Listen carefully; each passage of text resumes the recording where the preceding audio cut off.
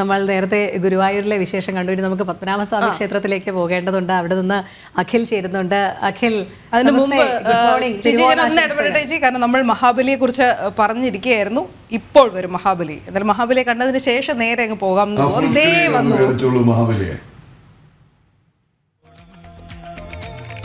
അത് കണ്ട സന്തോഷത്തിൽ നമ്മൾ എല്ലാവരും സൈലന്റ്. നമുക്ക് അഖിലിലേക്ക് പോകാം അല്ലെ? അഖിൽ കുറച്ച് നേരമായി പത്മനാഭസ്വാമി ക്ഷേത്രത്തിൽ തന്നെയുണ്ട്. അഖിൽ, അവിടെ നിന്നുള്ള വിവരങ്ങൾ, വിശേഷങ്ങൾ. എന്റെ പ്രിയപ്പെട്ട പ്രദീപ് സാറിനും കൃഷ്ണേട്ടനും രോഹിണി ചേച്ചിക്കും വീണ ചേച്ചിക്കും അനുചേച്ചിക്കും എല്ലാവർക്കും എന്റെ ഹൃദയം നിറഞ്ഞ ഓണാശംസകൾ. ഞാനിപ്പോൾ തിരുവനന്തപുരത്തിന്റെ സ്വന്തമായ പത്മനാഭസ്വാമി ക്ഷേത്രത്തിന്റെ നടയിലാണുള്ളത്. വലിയ തിരക്കുണ്ട്. അതുപോലെ തന്നെ ഒരു പടുകൂറ്റൻ അത്തപ്പൂ ഇവിടെ ക്ഷേത്ര ജീവനക്കാരെല്ലാവരും കൂടി തന്നെ ചേർന്ന് ഒരുക്കിയിരിക്കുന്ന കാഴ്ച നമുക്ക് കാണാൻ സാധിക്കുന്നുണ്ട്. അതിൽ പത്മനാഭസ്വാമി ഇവിടെ ക്ഷേത്രവും അതുപോലെ തന്നെ ഭഗവാൻ പള്ളി കൊണ്ട് കിടക്കുന്ന ചിത്രവും ആലേഖനം ചെയ്താണ് ഇത്തവണ അത്തപ്പൂ ഒരുക്കിയിട്ടുള്ളത്. വലിയ തിരക്കും അനുഭവപ്പെടുന്നുണ്ട്. ഇത്തവണത്തെ തിരുവോണ നാളിൽ തിരുവനന്തപുരത്ത് പത്മനാഭസ്വാമി ക്ഷേത്രത്തിൽ വലിയ വിശേഷാൽ പൂജകൾ അങ്ങനെ പറയത്തക്കില്ല. കാരണം പതിവ് പോലെയുള്ള പൂജകൾ മാത്രമാണ്. അതിൽ ഒരു പ്രധാനപ്പെട്ട കാര്യം ചിങ്ങമാസത്തിലെ തിരുവോണമാണ് ഭഗവാന്റെ പിറന്നാളായിട്ട് ഉള്ളത്. ജന്മനാളാണ് ഭഗവാന്റെ.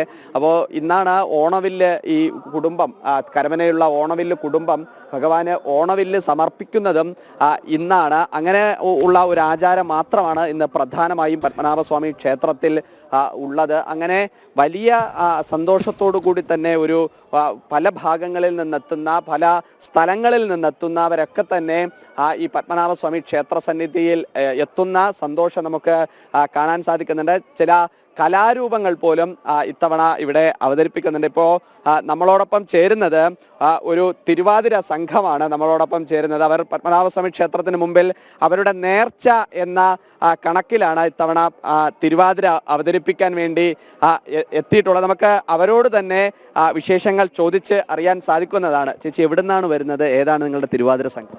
ഞങ്ങളുടെ തിരുവാതിര സംഘം ശിവഭദ്ര കലാസമിതി, കൈമനമാണ്.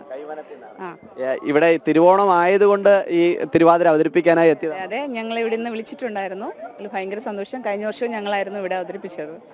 ഈ ഞങ്ങളുടെ പ്രേക്ഷകർക്ക് വേണ്ടി ഒരു ഓണപ്പാട്ടോ തിരുവാതിര പാട്ടോ അങ്ങനെ എന്തെങ്കിലും നിങ്ങളുടെ കൈമനത്തെ?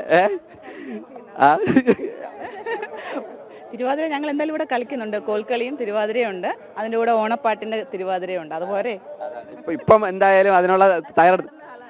അപ്പൊ എന്തായാലും ചേച്ചി ഞങ്ങളുടെ ജനൻ ടിവിക്ക് വേണ്ടി ഒരു അപ്പൊ ആ ചേച്ചിയും കൂടി ഇങ്ങോട്ട് നിന്നാൽ ഒരു ഓണപ്പാട്ട് നമുക്ക് പ്രേക്ഷകർക്ക് വേണ്ടി പാടാൻ സാധിക്കുന്നതാണ്. എന്തായാലും അവർ നമുക്ക് വേണ്ടി ഓണപ്പാട്ട് പാടുന്നുണ്ട്. അവർ സെലക്ട് ചെയ്തുകൊണ്ടിരിക്കുകയാണ് ഏത് പാട്ടാണ് പാടേണ്ടത് എന്ന്.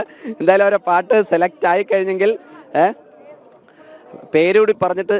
എന്റെ പേര് രേവതി. കവിത രേവതി സംഘമാണ് പാടാൻ.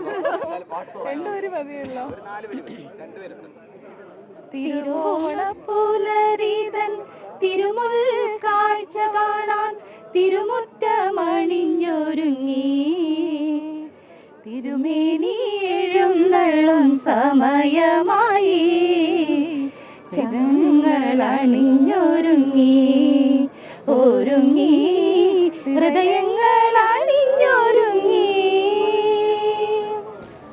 അവര് ചരണവും പല്ലവിയും വരെ എത്തി. 6 വരി എത്തിയിട്ടുണ്ട്. എന്തായാലും അവര് പാടി. എന്നാലും 2 വരിയാണ് പാടുമെന്ന് പറഞ്ഞത്. അവര് സന്തോഷത്തോടെ